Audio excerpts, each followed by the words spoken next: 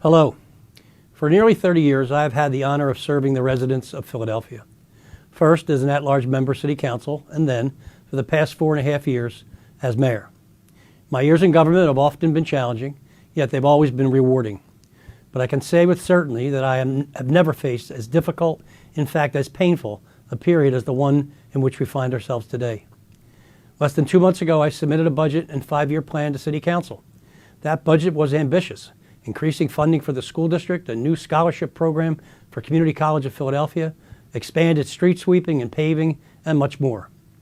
At the same time, that budget was fiscally prudent, with no tax increases and with funds set aside to prepare for a possible economic downturn. But as you all know, the ink was barely dry on the spending plan when the impact of COVID-19 hit the city, the nation, and the world. And now, with the impact of the virus requiring a stay-at-home order and the closing of non-essential businesses, we face an economic downturn that will equal and probably exceed the worst of the Great Recession of 2008. So even as our operational departments rushed to respond to the virus, I directed our finance and budget directors to start the budget process all over again. They developed a new plan that addresses the unfortunate economic reality we now face. This reality includes a dramatic decline in tax collections from the shutdown of business activity and the resulting drop in wages. At this time, there's no guarantee from the federal government that any money appropriated by Congress will be allowed to replace lost revenue from this crisis. We face a slowing of real estate activity and new businesses, as well as an erosion in the ability of existing businesses and many individuals to pay their taxes. All of this will come as fixed costs like healthcare and pension expenses increase and demand for city services grows. And those in turn will cause further stress on our budget. The result of all of this is that we are now facing a deficit of $649 million in the coming fiscal year. You got it, $649. By contrast, the city projected a $108 million deficit in 2009 after the recession hit. Our current revenue loss is 5 times that. I've said this many times. We are legally prohibited from carrying a deficit as they do in Washington. We must make difficult decisions to close this huge gap. And because of the legal requirements of our budget cycle, we must make those decisions now. So today, I sent City Council a budget that pares city services down to the most essential, imposes layoffs on hundreds of workers, and reduces or eliminates some programs that are simply no longer affordable. This is not what I want for our residents, and I understand if this leaves many of you angry. Frankly, I'm angry and disappointed too. But after that anger fades, we must remember exactly what we are dealing with. What we have is both a global pandemic and an economic catastrophe. We must address both with bold decisions so that this government operates within its means. At the same time, we must continue addressing other challenges like gun violence, poverty, and the opioid epidemic. And we must transform our priorities to best meet the needs of Philadelphians, particularly our most vulnerable residents, under this new reality. We hope that by focusing on core services and maintaining fiscal stability, we will be able to rebound as quickly as possible. I want everyone to understand how these decisions were made. We didn't just blindly chop away at programs and services or tell all departments they must take the same level of cuts. We did this in a thoughtful, deliberative, and collaborative way. We created this spending plan by setting clear priorities. We will keep all Philadelphians safe, healthy, and educated while maintaining core principal services that our residents rely on daily. Our priorities have been guided by 3 principles. First is learning from our experiences in the Great Recession. One such lesson was that funding cuts for essential services, like public safety, take years to recover from. Another lesson learned was that Philadelphians care deeply about their neighborhood facilities. The second guiding principle is ensuring that these decisions were made through a lens of racial equity. We needed to intentionally limit the impact of service delays or cuts on people of color, who are disproportionately impacted by the virus and already suffering from decades of systemic inequality. The third principle is a commitment to leverage federal, state, and philanthropic resources. We intend to reduce our own spending by partnering with others in order to help fund or deliver services. With those clear priorities and guiding principles, we sat down over the course of the last few weeks and made some truly painful decisions on what to include and exclude from this spending plan. The budget we have sent to City Council proposes general fund spending to be $4.9 billion, which is a $341 million decrease over the original $5.2 billion budget. For our substantial COVID-19 response costs, this budget factors in federal reimbursements that the city has a reasonable expectation of receiving. To maximize revenues, we will delay scheduled reductions in the business and resident wage tax rates until fiscal year 2024. That will save almost $20 million in fiscal year 21.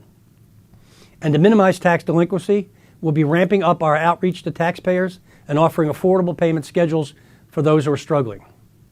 I wish those actions alone would get us to a balanced budget, but they don't.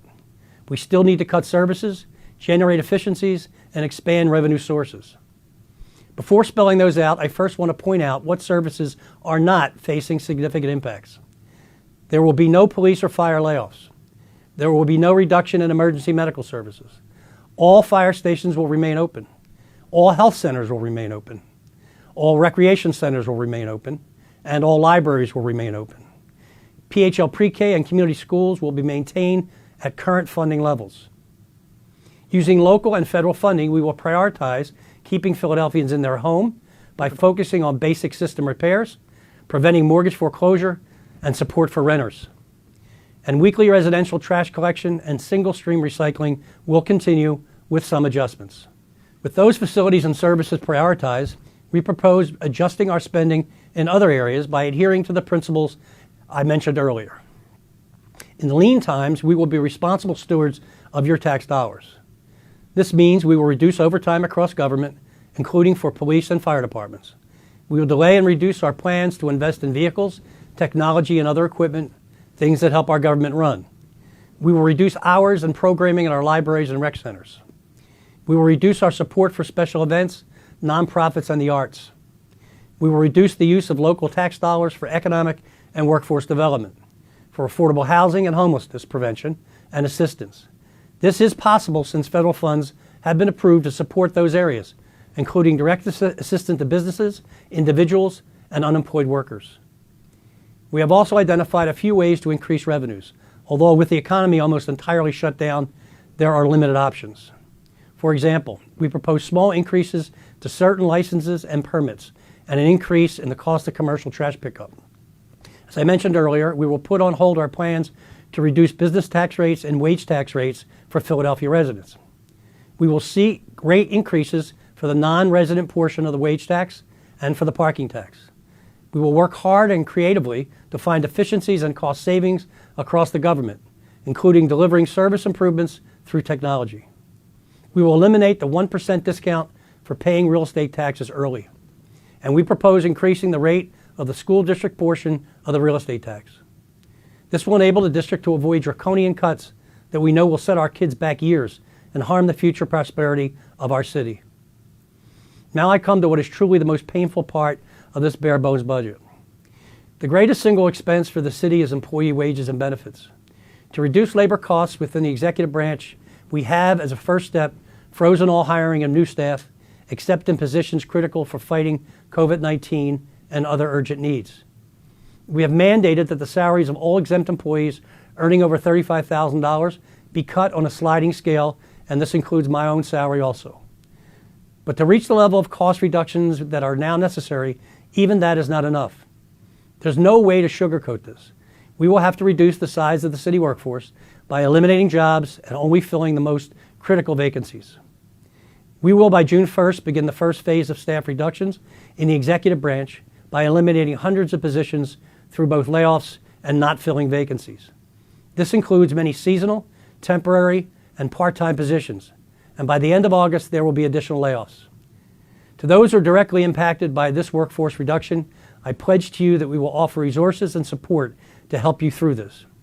I want to thank the local elected officials and leaders of the city's independent offices who understood the enormity of the fiscal challenges that we face, with several proposing reductions to their budgets at this time. We don't know when the crisis will end, but I do know we are doing everything in our power to save lives and restart the economy safely. By making the tough decisions now, we can maintain our commitment to helping all Philadelphians reach their potential. The weeks, months, and years ahead will be difficult, and the world we return to will be different. Yet I know that the spirit and grit of Philadelphia will help us rise to meet this momentous challenge And together we will build a healthier, safer, and stronger city. As I said in my letter to Philadelphians last month, we have much time to go before the crisis eases, before we reclaim our lives. But I believe that this budget is a bold roadmap to get to that point. Like you, I yearn for the day when all these restrictions are a thing of the past, when the threat of this insidious virus is gone. When we get to that day, we will stop and remember the sacrifice, the loss, and the pain of this time. We will realize that the silence which now pervades our streets was not by any means a sign of defeat. Rather, it was the abundant evidence of our resilience. When that day comes, we will watch our children head off to school, play on the sidewalks again, and even share snacks and a hug. And we'll know that when it mattered most, we stepped up. We cared for one another. We did what was right, and we endured. Thank you, and God bless you.